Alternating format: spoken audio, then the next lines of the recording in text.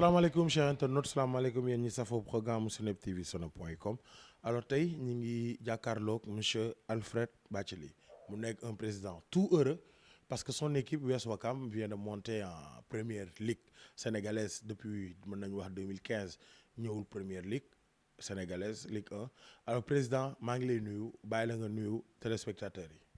Merci beaucoup Pape maa ngi nuyu téléspectateurs Seneweb yëpp.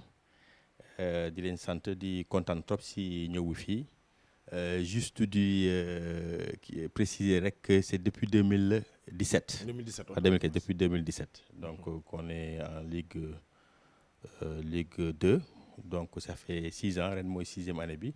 Effectivement nu kontaan am nañ kontaante delloo équipe bi place am Ligue 1 la. Un président tout heureux. Très satisfait par rapport à l'objectif qu'on s'était fixé au départ de remonter l'équipe donc yàlla may nañu ko donc on peut le dire un président tout heureux. Alors depuis quand vous êtes président de Ouakam? Je suis président de Ouakam depuis décembre 2021 donc ça fait disons 16 à 17 mois. Décembre 2022 excusez-moi, ça fait 16 à 17 mois voilà. Qu'est-ce qui vous a motivé à prendre la présidence de Ouakam lan moo la motivé yow ba nga ne xaaral ma ñëw jël présidence Ouakam. Je suis chez moi waaw c'est nekk sama kër nekk sama village fii laa juddoo fii laa yaroo fii laa màggee juddu ci équipe bi donc équipe bi quand bu ñu ma laajee question kañ laa ñëw ci équipe bi dama naa équipe bi ci laa juddu sama waajur nekkoon fii joueur nekk ci dirigeant yi après moi je suis né dans l'équipe donc bi équipe bi di football pendant les années disons 80 90 fu nekk topp nañ fa équipe bi à un moment même je m'étais man autoproclamé mascotte de l'équipe parce que équipe bi dafa doon regrouper suñu boor kër sama kër benn ndijaay donc fa la équipe bi doon regrouper mooy ataayal joueurs yi di defal joueurs yi lépp ñi may yónni mais je le faisais avec beaucoup de plaisir donc je suis né dans l'équipe et qu'est-ce qui m'a motivé pour être président j'y ai fait mes pas comme ñi fa nekkoon ñëpp j'ai fait la corniche comme on dit nekk naa fa adjoint PCF président commission finance nekk naa fa commission finance nekk naa fa trésorier adjoint nekk naa trésorier général du club. Sous le mandat de Aziz Gueye nag j'étais le président exécutif donc du club ba Aziz Gueye donc bi mu defee ces 2 mandats ne moom dafay arrêter donc logiquement j'ai postulé à la candidature yàlla def ñu jox ma équipe bi. Lan moo nekk secret réussite Ouakam parce que dafa dañoo gis un Ouakam plus ambitieux un Ouakam new look. Surtout ci côté management ban touche nga apporté si Ouakam si 17 mois yi wala mën nañu laaj sax lan mooy secret de la réussite de Ouakam. Il y a pas de secret et c'est le travail mais maintenant ce travail-là a été décliné autour d'un programme ñu ñëwee on n'est pas en train de gérer comme ça à vue dañu teg benn programme bu ñu tuddee Virage 2025 parce que bon virage anagramme la dinaa la wax après V bi lu muy signifier et cetera mais virage xam nga virage dafa nekk lu dangereux virage bu fekkee da nga yor oto nekk ci tali boo ñëwee ci virage dañaa la teggil sa tànk xoolal bu baax vérifier nga war a def attention donc bi ñu ci tolloo ñun ñu ne il faut que fii ak 2025 ñu aborder bu baax virage bi waaw maintenant c'est un l'anagramme de virage c'est s'appuyer sur les valeurs du club de V d'accord sur les valeurs du club pour donner à Ouakam une belle image pour que Ouakam am image bu mucc ayib mooy i bi d'accord et avec en réformant les textes du club R quoi en s'appuyant sur les acteurs donc en parlant d'acteurs on parle de la formation d'accord et tout en orientant tout en inculquant une nouvelle gouvernance et tout cela doit se faire en encadrant les supporters, en encadrant les joueurs par la formation. D'accord? En résumé, le programme Virage, c'est bâtir un club modèle doté d'infrastructures solides, d'accord, qui nous permettront de disposer de ressources financières pérennes pour financer le club. Et pour nous, le résultat sportif est une résultante. Ce n'est pas quelque chose qu'on peut avoir tout de suite, c'est une résultante. Bu ñu liggéeyee bu baax ñun pour man am def formation am académie am nañ académie tey donte lépp yemul am nañ école de football booy ñu ngi am nañ ay petites catégories ñëpp ñu ngi liggéey loolu bu ñu ko amee réformer suñuy texte parce que suñuy ay texte dafa war a méngoo ak texte la tutelle mooy la ligue mooy la fédération mooy la CAF mooy la FIFA il faut ñu moderniser suñu ay textes d'accord loolu yëpp bu ñu ko amee appuyer wu suñu ay valeurs les valeurs de Ouakam sont le ngor le yar le jom valeurs yooyu noonu dañ koy utiliser pour donner la meilleure image ñun bëggatuñu ñu nekk di wax naa les supporters de Ouakam sont belliqueux ils sont violents ils sont ceci ils sont cela yàlla dimbali nañu ren ba dégg nga histoire yi am fii yëpp yéen suñu yeneen nattangoo équipe yi chaque match am mais Ouakam football na 26 journées amul benn journée boo xamante ne dégg nga ci heure te supporters yi dañ doon dem donc on veut montrer une autre image on veut que les supporters le 12e requin soit le meilleur je dis bien le meilleur groupe de supporters du Sénégal et donc loolu mooy le projet de l'Union sportive de Ouakam donc ce projet là moom la ñuy wax la ñuy togg sur les 4 ans de ce mandat là moo tax ñu tuddi ko Virage 2025 donc là avec cette montée en première division on continue le virage n'est pas totalement abordé il y a plein d'autres chantiers yu nga xamante ne moom la ñuy aborder si vous suivez un peu l'actualité de Ouakam ñi ngi nekk di defar un complexe sportif boo xamante ne qui va permettre de faire un siège sur un R+4 d'abriter les locaux le siège du club les locaux qui vont héberger les joueurs une salle de musculation et d'autres infrastructures en même temps nous sommes en train de diriger un centre commercial boo xamante ne dañ koy louer boo xamante ne dinañu mu indil ay revenus pour supporter les charges du club voilà parce que équipe bi ay waxtam yi rek yoru ko l'équipe c'est près de 50 salariés c'est une masse salariale de minimum 10 millions par mois amuloo bu fekkente ne amuloo yenn soutien yi wala amuloo une source de revenus ou bien des infrastructures yu lay jox ay des revenus récurrentes des revenus régulières da ngay am problème donc on est obligé aujourd'hui de changer le business model de ce club-là le business model du club c'est effectivement de mettre les joueurs dans de bonnes conditions mais c'est d'assurer la pérennité du club Ouakam est une équipe qui a aujourd'hui 72 ans nous devons ñun ñi nga xamante ne ñoo jël équipe bi de le léguer après de le transmettre aux générations futures dans les meilleures conditions possibles bu ñu koy jot nga xamante ne dafa nekk équipe boo xamante ne am na fu muy entraîner am na fu muy héberger ay joueurs am na fu joueurs yi di lekkee am na fu joueurs yi di entraîner am nañ xaalis bi ñu jot fin du mois c'est notre credo loolu la ñu jéem a def sur ce mandat de 4 ans. jërëjëf wax nga li nga xam ne mooy le modèle économique mun nañ mooy c'est confirmé li ma doon wax en début de mes propos Ouakam New Look nga indi vision bu bees et expliqué nga ko bu baax a baax si mooy virage 2025 kon nag ñu ngi lay souhaiter bonne chance si virage 2025.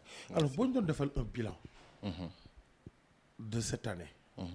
17 mois. ñu doxal Ouakam di traîner. très tôt wane nañ dafa bëgg a yéeg. di traîner ñu gis nga def un changement d'entraîneur. indi Moustapha Seck une personne habituée à des montées. mën nañ ko tuddee sax monsieur Monté lañ koy woowee. ndax yéegal na fi Guédiawaye yéegal na fi Teungueth FC yéegal na fi pas mal d'équipes. pourquoi le choix de Moustapha Seck en début de saison mais aussi ban bilan ngay def si ren Ouakam. Bilan sportif j'entends hein? Oui. Ok d'accord en tout cas c'est une série de mesures lañ jël du benn mesure rek la ñu jël Moustapha Seck bi ça a été parmi les mesures yi nga xamante ne moom la ñu jël effectivement bi ñu jëlee équipe bi dañu ne bëgg nañ yéeg boo bëggee yéeg c'est d'abord il faut nga am équipe bu baax li ñu njëkk a def mooy on a recruté des joueurs yoo xamante ne yaakaar nañ ne ñii xarañ nañ pour mun ñu yégal Ligue 1 il y a eu vraiment on a vraiment chamboulé les choses bon c'était pas facile c'est toujours difficile de se séparer de joueurs je me souviens il y a 14 joueurs qui sont partis. 14 joueurs qui sont partis, il y en a 11 qui sont venus. Mais en tout cas, il y avait en tout cas, le flux des départs et des arrivées était très dynamique. On n'a pas hésité. À chaque fois qu'il a fallu changer, on a changé. C'est difficile, mais après, quand il faut couper dans le beurre, il faut le faire. C'est ça aussi, diriger.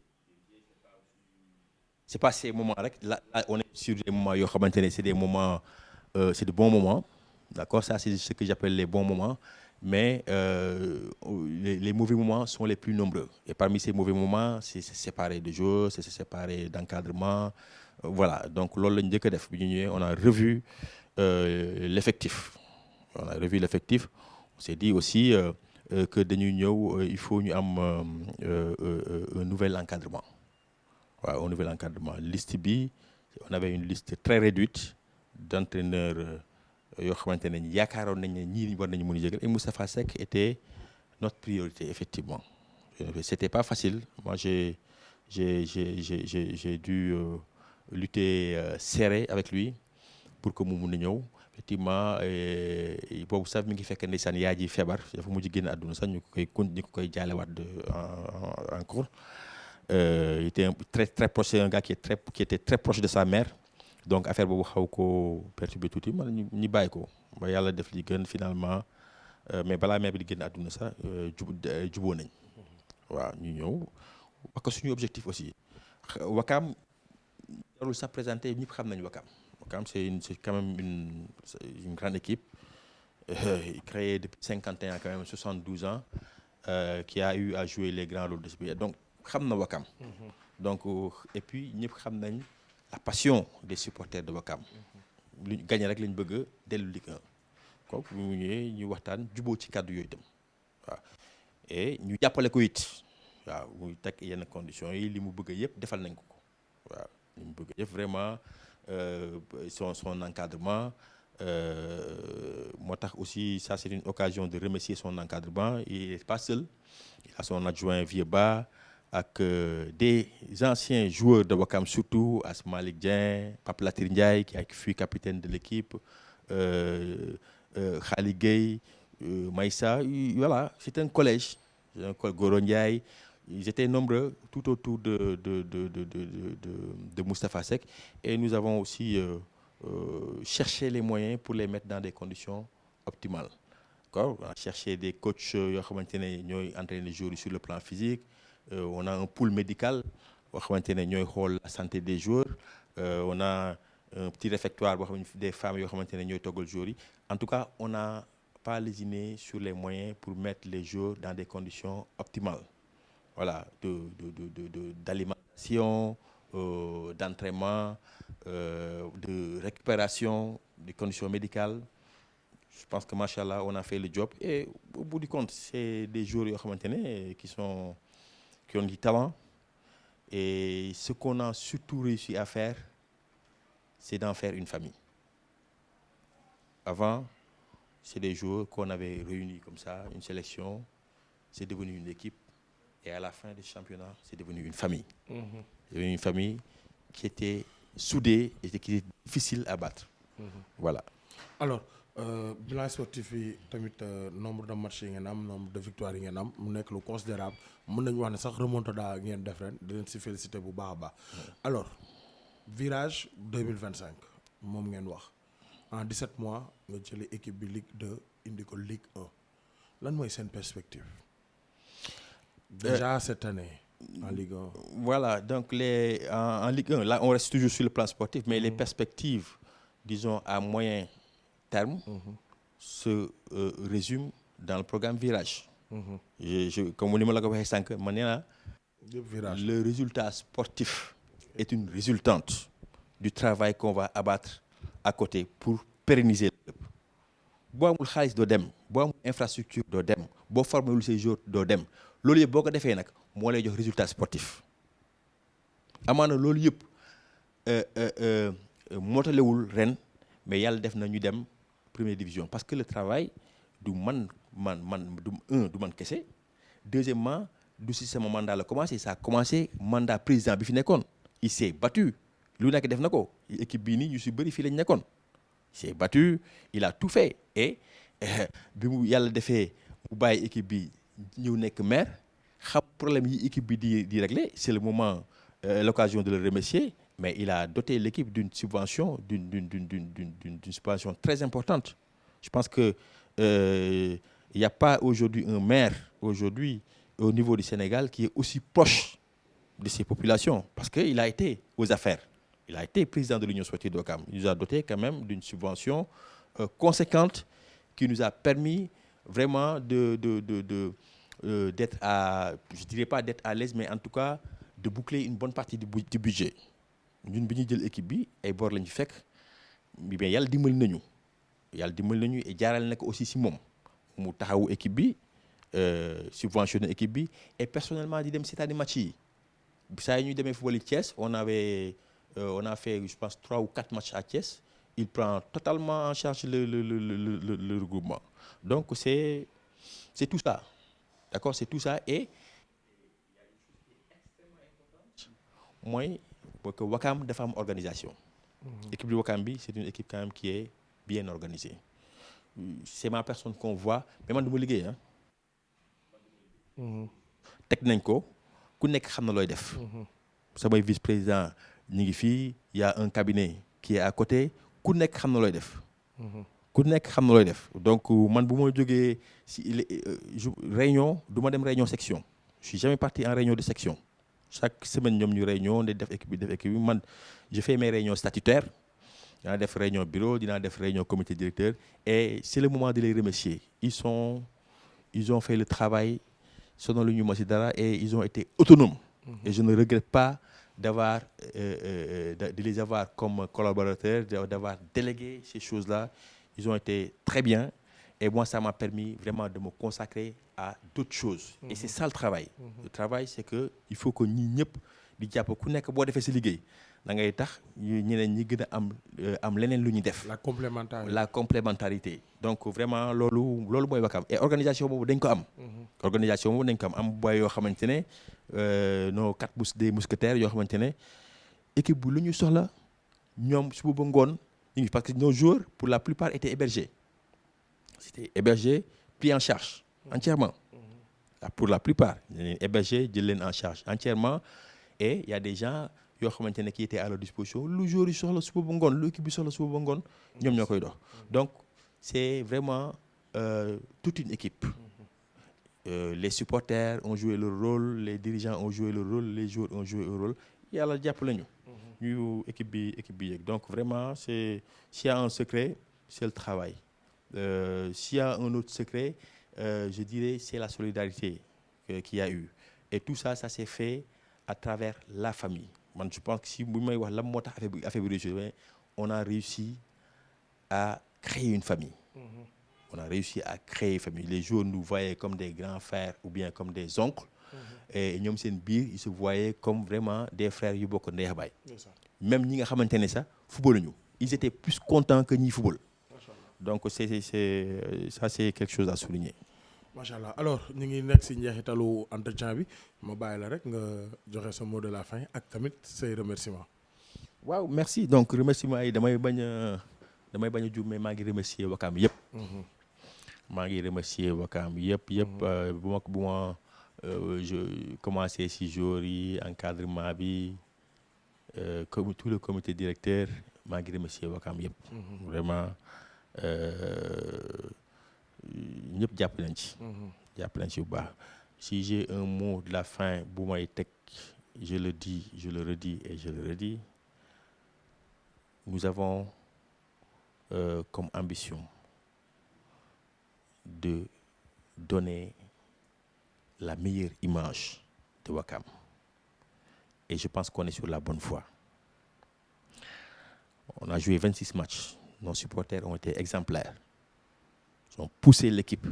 L'équipe bi yéeg première division. Donc, dama leen di ñaan ñu continuer ci lancé boobu noonu.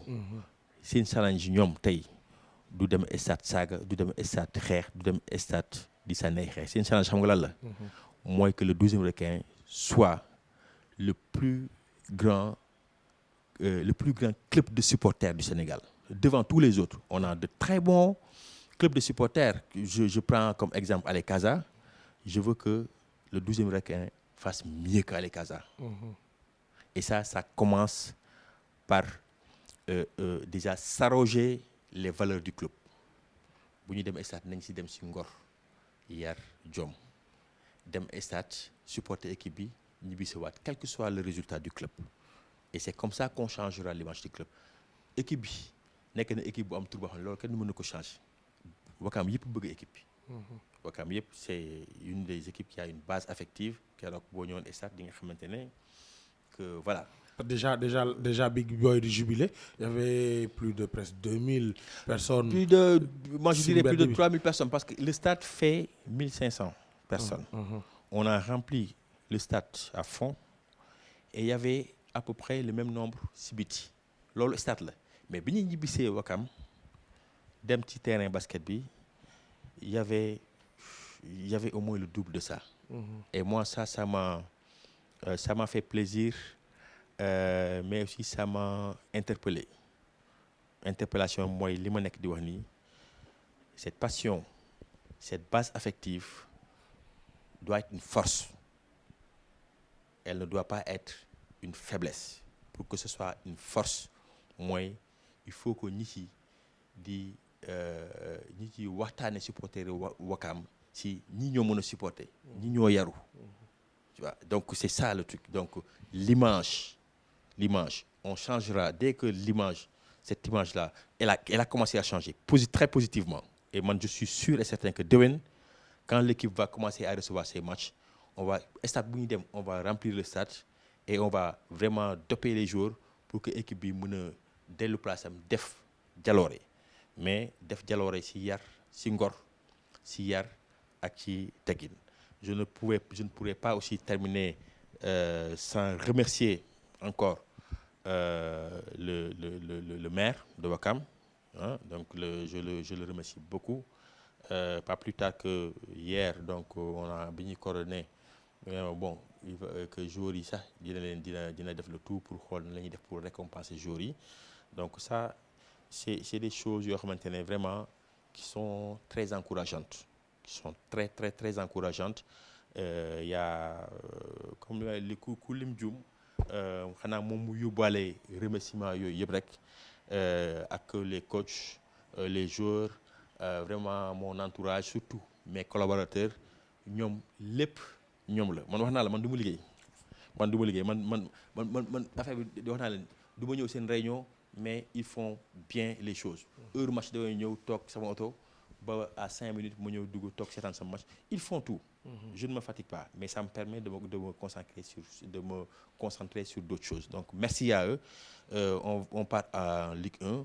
Le travail qui a été abattu doit être revu, amélioré pour que l'équipe puisse continuer à faire de belles performances et sur le terrain et en dehors du terrain. Merci. Donc merci beaucoup. Jërëjëf.